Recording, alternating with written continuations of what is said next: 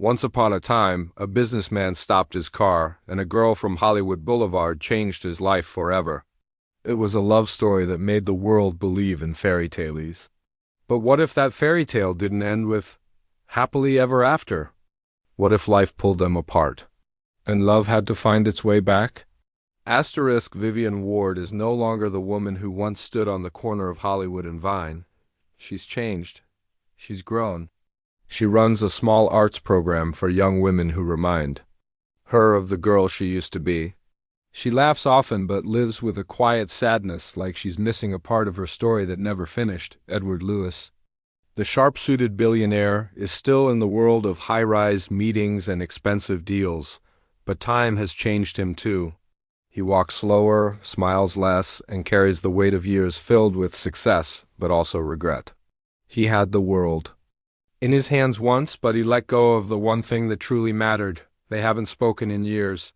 No calls, no letters, just memories soft. Faded memories that sneak in during quiet nights. Vivian sometimes passes the hotel where they first met, looking up at its windows. Edward keeps a photo in his office drawer, a candid shot of her laughing, eyes full of life, but both live like the story is over. They've convinced themselves that maybe fairy tales aren't meant to last. Until one day, something changes. Edward receives an invitation to a charity event, Vivian's charity event. He nearly throws it away, but something in him tells him to go. Maybe it's time. Maybe he's ready to see her again, and for Vivian, she never expected him to walk through that door again. Not after all these years. Not after how things ended. Their eyes meet across the room. No words, just silence. But it says everything. Old feelings rush back, love, pain, joy, regret. She smiles politely. He nods. It's awkward, gentle, real. Neither knows what to say, but the air between them is electric. They sit together later, far from the crowd. She jokes about the past. He laughs, and for the first time in years, it's a real laugh, and just like that, something starts to return. Not the fairy tale, but something better. Something real, something earned. They're older. They're wiser. But maybe, just maybe, love doesn't have an expiration date. Asterisk, some stories don't break, they bend. And sometimes love doesn't vanish. It just goes quiet. Years ago, after the credits rolled, Vivian and Edward tried. They really tried. A townhouse, quiet dinners, vacations in the south of France. But real life isn't a movie. Slowly, cracks began to show. Edward buried himself in mergers and boardrooms, still chasing numbers. Vivian, free from her old world, struggled to fit into Edward's charity galas. Dinner parties, luxury suits, none of it felt real. It wasn't the fantasy she'd dreamed of, and it wasn't the life she had earned. Then came the night everything changed. One fight, one sentence, one door closed. He stayed in the city. She left for the coast.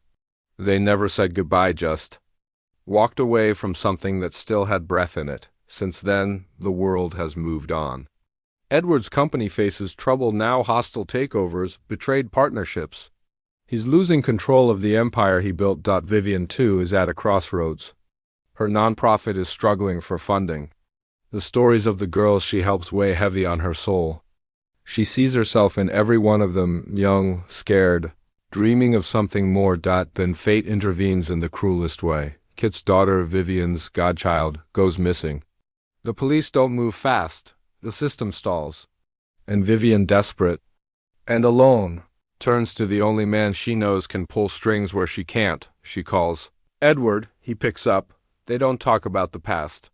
They talk about the girl, about action, about moving fast. But underneath every sentence is something unsaid. They ride together through dark alleys and high offices, trying to track the girl down. It feels familiar, him in charge, her unafraid. But this time, it's not about money. It's about life, family, responsibility. During the search, the tension grows. So do the questions. Why didn't they fight harder for each other? Why did he stop calling?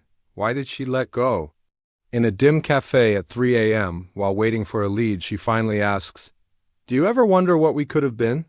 Edward looks down, then up, every day. That moment, small, fragile, becomes the crack in the damn dot. It's not just about the missing girl anymore. It's about fixing something far older. Something broken? Because sometimes the past isn't finished with you. Asterisk, what if the second time isn't about the magic, it's about the mess? The search for Kit's daughter brings Vivian and Edward closer than either expected. They're driving through neighborhoods neither of them have walked in years. He watches her connect with people, speak from the heart, comfort strangers. She sees him take charge, still calm under pressure, still full of purpose. But something's changed in both of them. They've aged, yes, but more than that, they've softened in the right ways and hardened in the wrong ones. One night, they find themselves outside an old bookstore. It's quiet, rain taps on the windows. Edward pauses before opening the door and says, "I used to imagine this life with you. Simple, slower, but I never knew how to stop running." Vivian doesn't say anything. She just walks inside, they sit side by side, no touching, no pretending, just presence. The silence is no longer awkward, it's healing. The girl is found days later, scared, but alive. Kit's daughter clings to Vivian like a second mother. It's a reunion that closes one chapter, but opens another dot. Now comes the real question. What happens when there's no more reason to stay in each other's lives? Edward invites her to dinner. Not a fancy one, just a little place by the beach? She says no, but then she shows up anyway. They eat. They talk, they laugh like they used to. But this time there's no illusion, no fairy dust. It's raw and honest. Vivian tells him she doesn't believe in fairy tales anymore. Edward replies, "Maybe not, but I still believe in us." They sit in silence again. But this time, something new enters the room. Hope. Not the kind that screams with music and spotlights. The kind that whispers. The kind that waits patiently until you're ready, and maybe, just maybe, they're finally ready now. Asterisk, time doesn't erase love. It hides it, buries it under years of choices, regrets, and missed moments.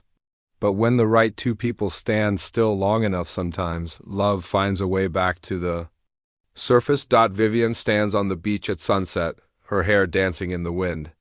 She looks out at the horizon, unsure. Behind her, footsteps approach. She doesn't turn around. She already knows who it is. Edward stops beside her, hands in his pockets, unsure of what to say. For once, the man with all the words is silent.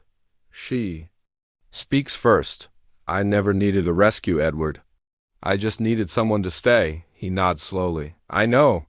I just figured it out a little too late, and yet, here they are, not young anymore. Not perfect, but real. And maybe that's enough." The trailer flashes scenes in soft, golden light. Vivian dancing alone in her living room, free and alive. Edward watching her, a quiet smile on his face. A dinner with candles, not for romance, but for reconnection. A rooftop conversation under stars, filled with laughter and tears. Two older souls rediscovering what it means to love not like before, but better than a voiceover. Some stories don't end. They grow up, they learn, and if you're lucky, they return when you're finally ready to live them for real. The final shot. Vivian and Edward walking down a city street, no limo, no crowd, just them, hand in hand, no rush. No fairy tale, just a second chance. Pretty Woman 2, a second chance coming soon.